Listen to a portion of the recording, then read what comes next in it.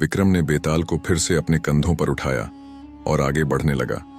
बेताल ने राजा को एक और कहानी सुनना शुरू किया। नगर में राजा हर्षवर्धन का शासन था।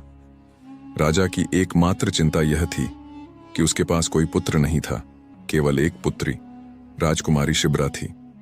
शिब्रा न केवल असाधारण सुंदरता की धनी थी, बल्कि बुद्धिमान और साहसी भी थी। राजा अपनी बढ़ती उम्र के साथ इस चिंता में डूबे रहते थे कि उनके बाद राज्य की बागडोर कौन संभालेगा। एक दिन उन्होंने घोषणा की कि जो व्यक्ति सबसे बहादुर, निडर और बुद्धिमान होगा, वही उनकी बेटी से विवाह करेगा और राज्य का उत्तराधिकारी बनेगा। समारोह में दूर दूर के राजाओं और विद्वानों का आगमन हुआ, लेकिन शिब्रा को उनमें से कोई भी योग्य नहीं लगा। राजा और अधिक चिंतित हो गए, लेकिन शिब्रा किसी भी जल्दबाजी में निर्णय नहीं लेना चाहती थी। एक दिन शिब्रा अपने राज्य में घूम रही थी, तभी उसने देखा कि एक व्यापारी गुलामों को बेच रहा है। शिब्रा को यह दृश्य असहनीय लगा और उसने सोचा कि इन गुलामों को खरीदकर उन्हें स्वतंत्रता देगी। उसने सभी गुलामों को खरीद लिया। उनमें से एक गुलाम, जिसका नाम समीर था, बेहद बलवान और सुंदर था। शिब्रा ने महसूस किया कि समीर के भीतर कुछ विशेष है, लेकिन वह यह जानना चाहती थी कि क्या वह वाकई साहसी और सत्यनिष्ठा से भरपूर है। शिब्रा ने चारों गुलामों से कहा, तुम में से जो भी मेरी सेवा सबसे उत्तम तरीके से करेगा, मैं उससे विवाह करूंगी। रात होते ही एक भयानक घटना घटी। शिब्रा अपने कक्ष में सो रही थी जब एक विषैला सांप अचानक उसके कमरे में घुस आया और उसे डसने लगा। समीर तुरंत वहां पहुंचा और अपनी वीरता दिखाते हुए सांप को मार डाला, लेकिन उसने किसी से कुछ नहीं कहा। अगले दिन शिब्रा ने दरबार में पूछा, सांप को किसने मारा? एक अन्य गुलाम ने झूठ बोलकर अपना नाम लिया। समीर शांत खड़ा रहा, जैसे उसे किसी प्रशंसा की आवश्यकता ही न हो। राजकुमारी ने चारों को दूसरा काम दिया, जंगल में जाकर एक शेर का शिकार करने का। चारों गुलाम जंगल की ओर रवाना हुए। जब वे शेर की गुफा के पास पहुंचे, 3 गुलाम भयभीत होकर बाहर खड़े रहे, जबकि समीर अकेला गुफा के भीतर गया और शेर का शिकार करके लौटा।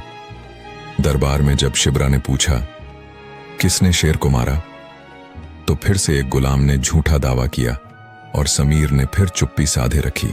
इसके बाद शिब्रा ने एक और कठिन काम दिया, राज्य में हो रही चोरियों को रोकने का। चारों गुलाम रात भर चोरों की तलाश में लगे रहे। अंततः समीर ने चोरों को पकड़ लिया, पर जब दरबार में पूछा गया कि चोरों को किसने पकड़ा, तब भी उसने कुछ नहीं कहा और एक अन्य गुलाम ने फिर से श्रेय लिया। शिब्रा ने अब अंतिम परीक्षा की घोषणा की। उसने कहा, तुम में से जो एक दिन में सबसे ज्यादा धन कमा कर लाएगा, मैं उससे विवाह करूंगी। चारों गुलाम नगर में धन अर्जित करने के लिए निकल पड़े। दिन के अंत में जब वे वापस लौट रहे थे, 3 गुलामों को रास्ते में एक बूढ़ी और लाचार महिला मिली, जो उनसे मदद मांग रही थी। तीनों ने उसे नजरअंदाज कर दिया, लेकिन समीर ने अपने सारे कमाए हुए पैसे उस महिला को दे दिए और खाली हाथ महल में लौट आया। जब चारों दरबार में लौटे, शिब्रा ने देखा कि तीनों के पास ढेर सारा धन था, जबकि समीर खाली हाथ खड़ा था। शिब्रा ने उससे पूछा, तुम्हारे पास पैसे क्यों नहीं हैं? लेकिन समीर ने फिर भी कुछ नहीं कहा। तभी अचानक वही बूढ़ी महिला दरबार में आई और कहा, यह समीर कोई साधारण व्यक्ति नहीं है, यह महिपाल राज्य के असली राजा हैं। इन्होंने मेरे लिए अपने सारे पैसे दे दिए, क्योंकि ये निस्वार्थ और महान हैं। शिब्रा का दिल भर आया। उसने महसूस किया कि समीर में न केवल वीरता और बुद्धिमानी थी, बल्कि एक सच्चा दिल भी था जो झूठ और दिखावे से दूर था। शिब्रा ने समीर से विवाह किया और समीर ने राज्य को संभाला, जैसा कि राजा हर्षवर्धन ने चाहा था।